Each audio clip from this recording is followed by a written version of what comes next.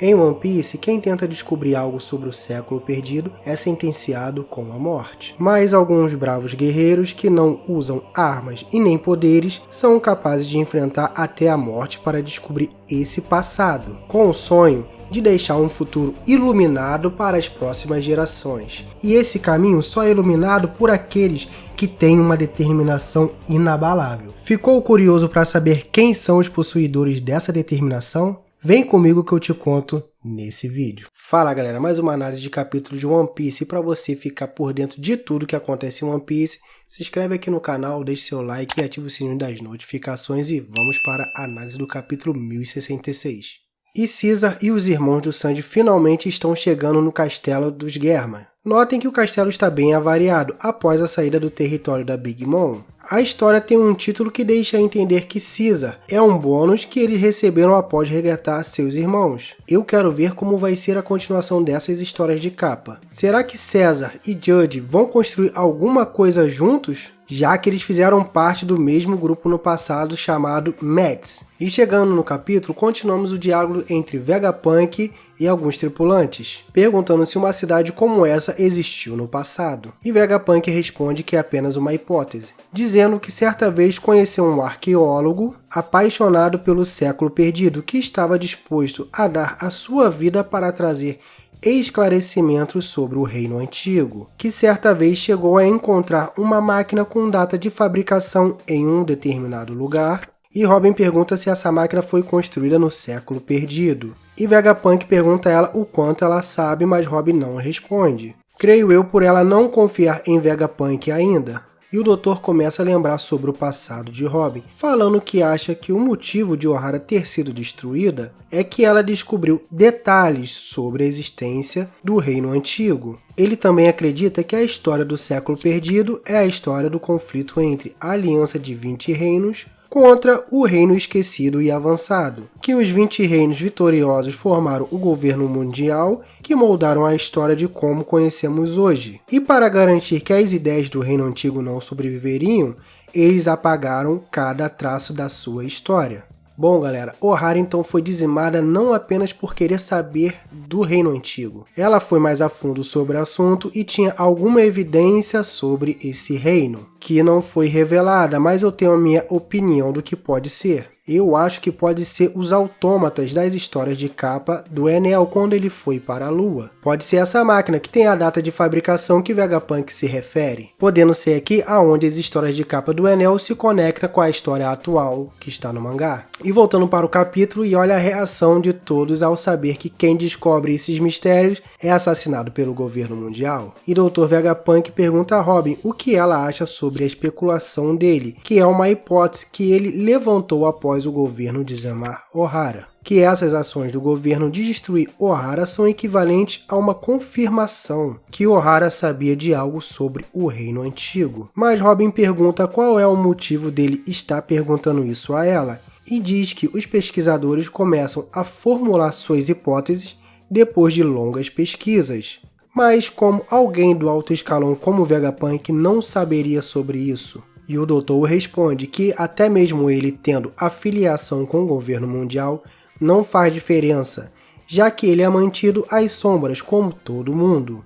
E caso ele trazer esse tipo de questionamento dentro do governo, resultaria na morte imediata dele. Então galera, aqui vemos que Vegapunk tem seu prestígio de ser um cientista dentro do governo mundial, mas quando o assunto é o século perdido, o governo mundial não faz distinção de pessoas. É como um tabu falar sobre o século perdido e quem ousar pesquisar terá o mesmo destino que os pesquisadores de Ohara. E temos o Sop que não está nem um pouco afim de ouvir essas informações, pedindo para sair dali, que isso para ele é como uma tortura. Mas o clima ali está tenso e Robin pergunta a ele como ele poderia saber dessas informações se os livros de Ohara e todos os materiais que estavam na ilha foram queimados junto com toda a população da ilha.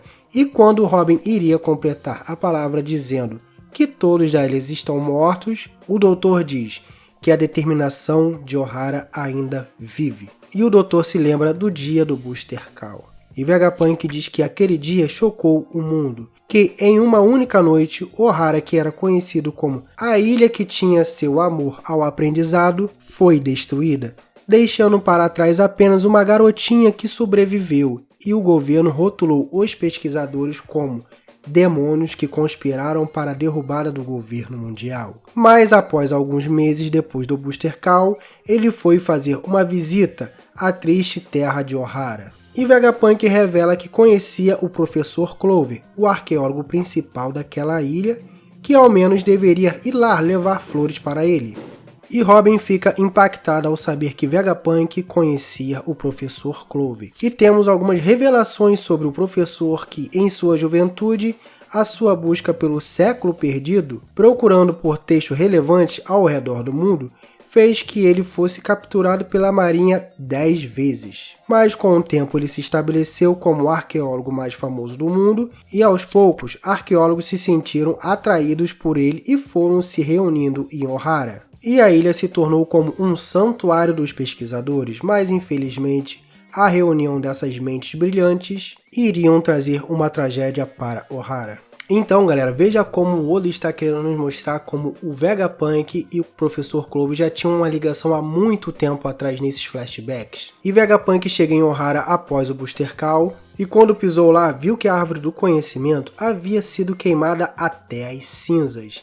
E já estava sem palavras após ver o local todo destruído. Foi aí quando ele viu o lago no centro da ilha que estava repleto de livros. E ele não entendeu no momento o que poderia ser, mas depois entendeu que isso era o último esforço dos pesquisadores para salvar aqueles livros, protegendo os livros com a sua própria vida, dedicando seus últimos momentos protegendo o tesouro que deveria ser passado para o futuro. E quando Vegapunk notou o ato dos arqueólogos dando seus últimos momentos de vida para salvar aqueles livros para gerações futuras, não pôde parar de chorar. E Robin tem a recordação da despedida da sua mãe, já que ela foi uma das pessoas que ajudaram a salvar aqueles livros que servirão para iluminar o caminho para o futuro. E para você que quer ver esse flashback de novo, é só no capítulo 391 que começa a introdução de O'Hara, um dos flashbacks mais emocionantes de todo One Piece. E voltando para o capítulo, Robin diz que assim como ele teve essa conclusão, O'Hara teve a mesma conclusão sobre o reino antigo. E Vegapunk entende que então realmente tudo é verdade. Robin pergunta a ele aonde estão os livros que estavam no lago. Vegapunk responde que queria levar eles para Punk Hazard, mas logo o alto escalão iria descobrir os livros e todos os esforços teriam sido em vão. Mas ao invés disso, eles foram levados por pessoas naquele mesmo dia. E vemos as lembranças de Vegapunk, que são de 22 anos atrás, depois do Buster Call em O'Hara, que ele não era o único visitante em O'Hara, que havia gigantes recolhendo os livros que estavam no fundo do lago. E houve uma voz chamando ele falando: há quanto tempo, Vegapunk? Você continua sendo o cabeção em evidência? E é a Dragon, o revolucionário, que na época era líder do exército da Alto Bravura. Vegapunk pergunta a Dragon o que ele fazia ali, e Dragon diz que conhecia o Professor Clover e que não precisava se preocupar com os gigantes. Eles não são saqueadores, pois estão lá a mando do capitão deles, um gigante com bandagens, e parece que são de Elbaf. E outra, galera, esses gigantes que estão retirando esses livros do fundo do lago, eles já apareceram nas histórias de capa. Um deles já apareceu no anime, que é a Hairudin. Galera, finalmente aparece Vegapunk com a cabeça de saco. Cara, o Oda trola demais esses personagens. Fez os outros punks totalmente diferentes do original. O Oda é muito louco, cara. E Dragon ficou desapontado com Vegapunk ao saber que ele é um cão de estimação do governo. Agora entende porque ele recusou o convite de ser um guerreiro da liberdade. E Vegapunk diz que não poderia produzir em um exército pobre como o de Dragon, que seria um desperdício da sua sabedoria e tecnologia. E fala uma coisa importante para Dragon, que na marinha tem pessoas decentes que ele pode conversar, e mandou o Dragon não perder o objetivo de vista. E Dragon diz que sim, mas esse evento foi longe demais com esses pesquisadores que foram brutalmente silenciados. Vemos aqui que Vegapunk e Dragon, mesmo não estando juntos, compartilham do mesmo objetivo, creio eu, que é a destruição do governo mundial. Vegapunk aqui foi inteligente ao ver que Dragon não tinha recursos para poder colocar seus planos em prática. Ele se aliou ao governo mundial para fazer suas pesquisas e creio eu que ele vai usar essas pesquisas dele contra o próprio governo mundial no futuro. Dragon está tão furioso com o governo mundial que vai criar um exército para poder bater de frente com ele. E Vegapunk chega a perguntar a ele se ele não odeia a guerra.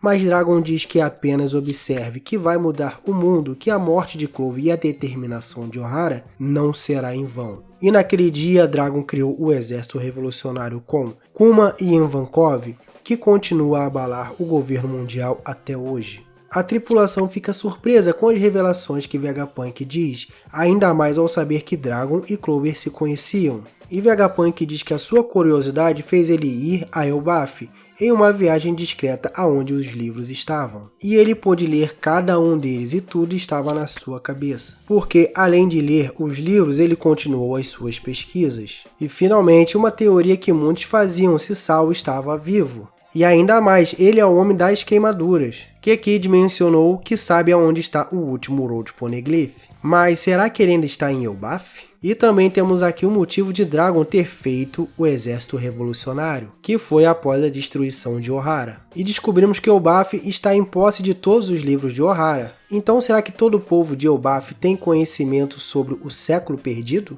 E está aguardando o futuro de Oi Boy? Quais segredos Elbaf guarda? Deixem aí nos comentários. E Robin pergunta se o capitão dos gigantes é Sao. Mas Vegapunk diz que ele está se escondendo agora e não pode confirmar nada. Robin agradece a Vegapunk por não deixar o sacrifício de Ohara ser em vão. E Vegapunk leva a todos a uma sala porque tem algo que ele quer mostrar a todos. E mudamos de página, temos Luffy no ferro velho de Egghead, tentando mover o robô gigante, dando comando de voz para ele, até algo sair do meio do robô. E tem alguém preso dentro dele, assim como foi com Kinemon. Luffy consegue ajudar e retirar de dentro do robô. E quem sai de dentro do robô é o Vegapunk original, o homem que tem o maior cérebro do mundo, chefe da SSG. Grupo de Ciência Especial. Notem como o rosto de Vegapunk parece com o de Albert Einstein, mas ele não possui uma cabeça enorme como foi vista no flashback, e que no final da sua cabeça tem uma maçã. Será isso uma referência a Isaac Newton, que criou as leis de Newton quando uma maçã caiu em sua cabeça quando ele estava embaixo de uma árvore? Eu acho que a diminuição da cabeça do Vegapunk veio quando ele dividiu sua consciência com os outros 6 punks. E chegamos no final de mais um capítulo. Obrigado para quem ficou até aqui. Até o próximo vídeo. Se inscreve no canal, deixa aquele like, o seu comentário, o que você achou desse review. E até mais. Valeu, fui!